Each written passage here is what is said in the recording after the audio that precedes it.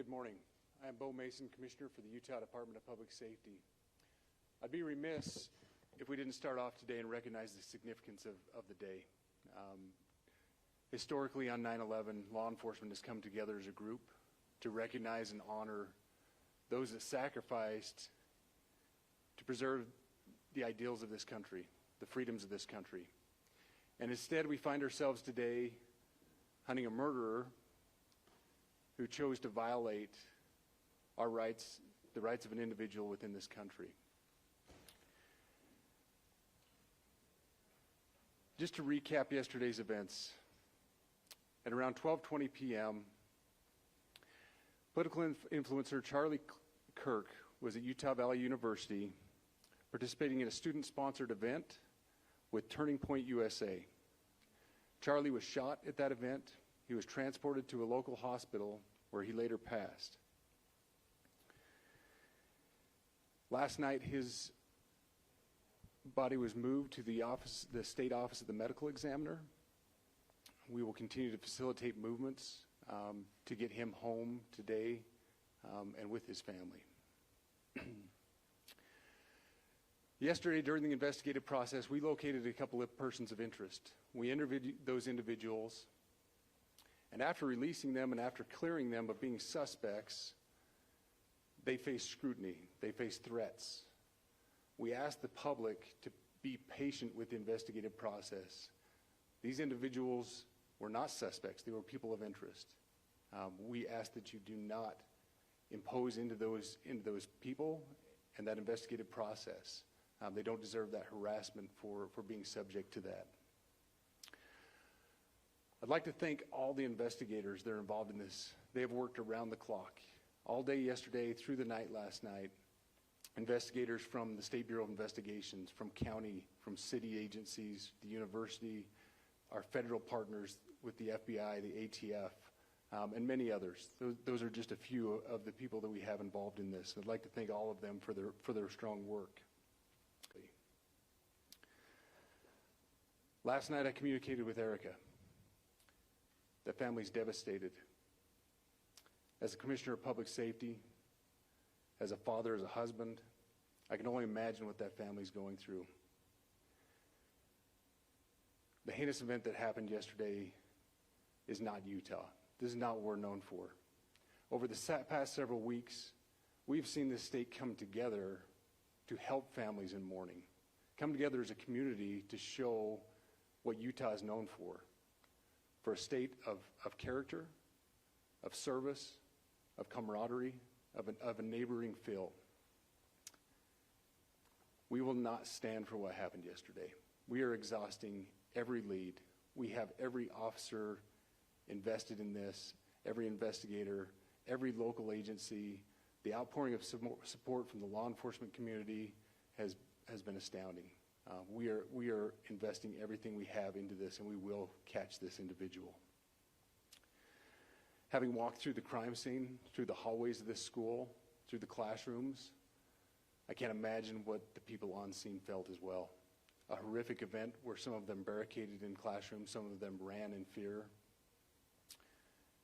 Can't overstate the tragedy and the horrific event that yesterday was, and how we will work to bring to justice the actions of one individual or any other individuals that assisted in that.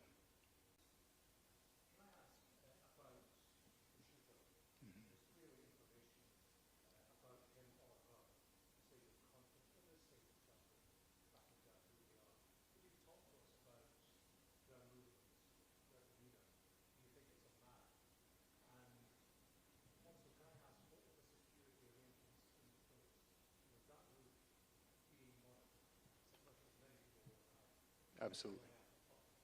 So what I'll release about the suspect is suspect blended in well with a college institution. We're not releasing many details right now, and we will soon.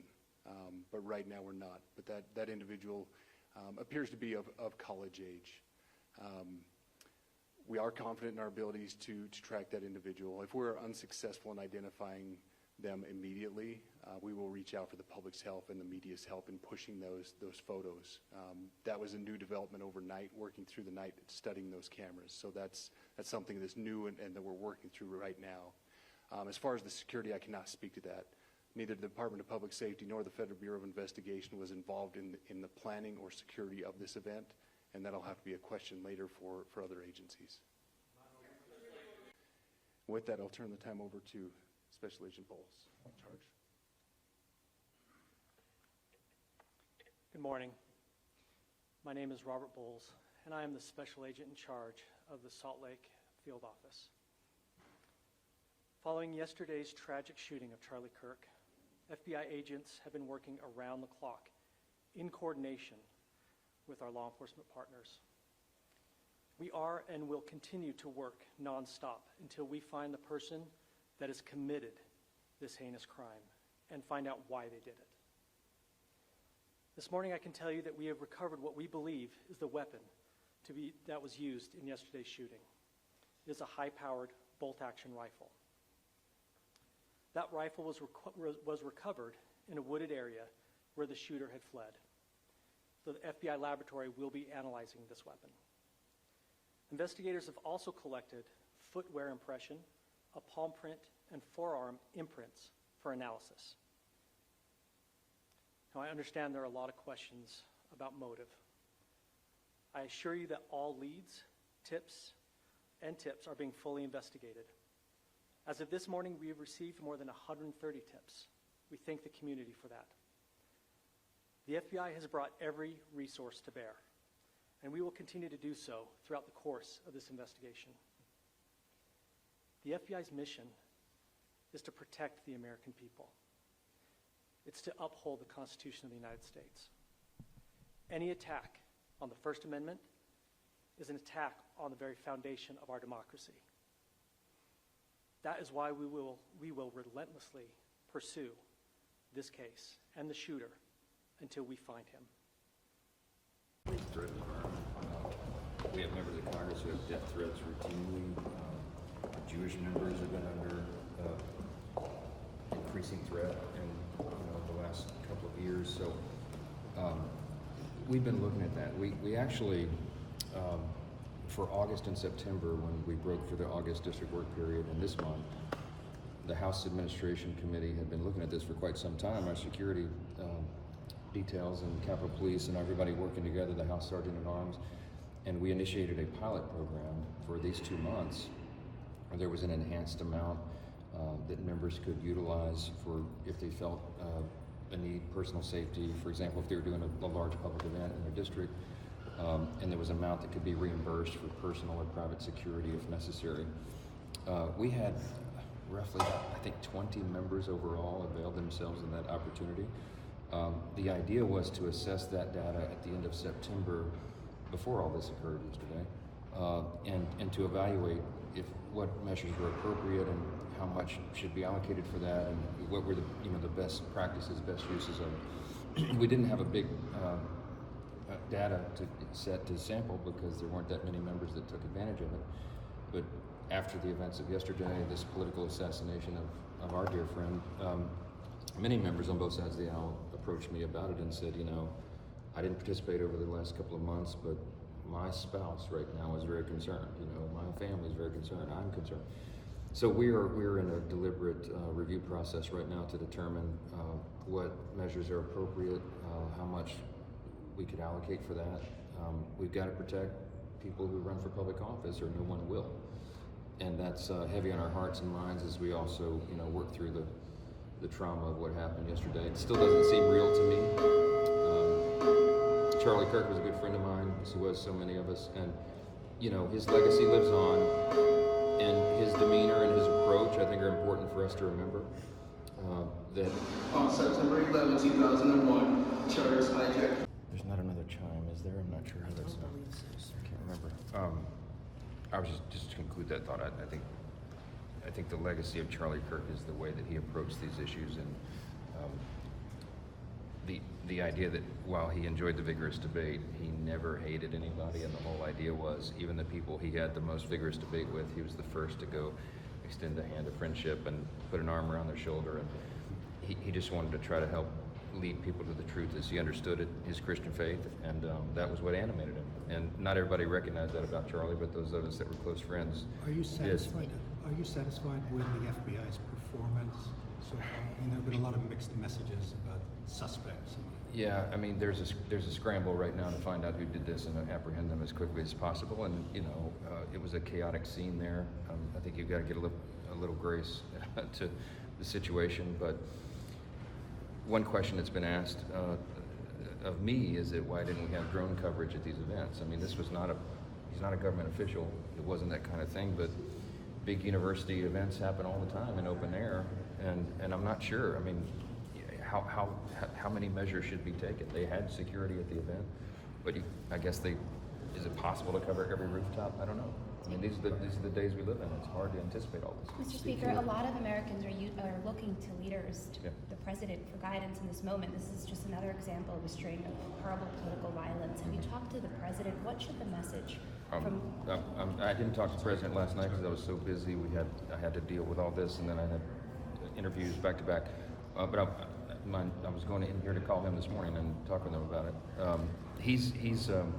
He's deeply moved by this as well. He's very close to Charlie, and Charlie's very close to the Trump family, so he feels an acute loss. And he's as he said in his own words last night in his message, he's angry and deeply disturbed about it, and that's a natural human emotion, and even the president of the United States feels it. So. You will hear me, as I have always done. I'm trying to turn the temperature down around here. I always do that. Y'all know I've been very consistent. That I'm the author of this document, The Commitment to Civility, that first thing I did when I got here in Congress in January 2017. And the idea is that we treat one another with dignity and respect. And somebody who's arguing the other side of an issue is not your enemy. They're your fellow American, and you ought to regard them as such. But even more fundamental than that, I mean, we're about to celebrate the 250th anniversary of our country, and the premise of America is articulated in its famous second paragraph. We hold these truths to be self-evident and obvious, that all of us are created the same. We're all equal, and we're all made in God's image, and so we need to see one another that way, and not as enemies. That's not what the system is built upon. Mr. Speaker, Thank you, guys. Just really quickly, what this is bringing up the issue of member security once again, as you undoubtedly know. I don't know if you've addressed that already. I addressed it, and the short summary is that we're under a very thorough review of the existing options and how we might need to enhance that to ensure member security and safety. It's a big concern of all of them and their spouses back home and their families and everything. So there's a cost associated with that. I mean, a financial cost that Sounds is like that's a significant. cost probably worth taking for Congress. It is, and to what level, how much can we afford, and how far can we go? I mean, we've seen estimates that if you provided a complete, full security detail, as it's known, to every 435 members of the House, I mean, it would cost billions of dollars, and we'd have to hire about 5,000 additional Capitol Police. Literally, that's the estimate. So, I mean, that's not. I mean, it's not a possibility. So we're looking at all angles. One of the angles is I want everybody to know, I want the media, to report. Members of Congress have many safety measures, and we have additional funding that's available to them. We've been running a pilot program for the last 2 months for this, that they can hire personal security when they're on the road or doing events in their districts. Unarmed officials and personal security guards, basically. And then there's a reimbursement allowance that's allowed to cover that, so they can choose when they deploy that. But after events like yesterday, it gets everyone's attention, and I think a lot of people will be availing themselves of that. So there are many security measures in place for members of Congress at their homes, at their offices, and when they go about. But we live in a dangerous society, and it's difficult to cover even the President of the United States from every angle, as we all know. And so, the problem ultimately at the end of the day is that the human heart, and that's what we got to address. We'll do our Do you have best. any plans to go to Utah?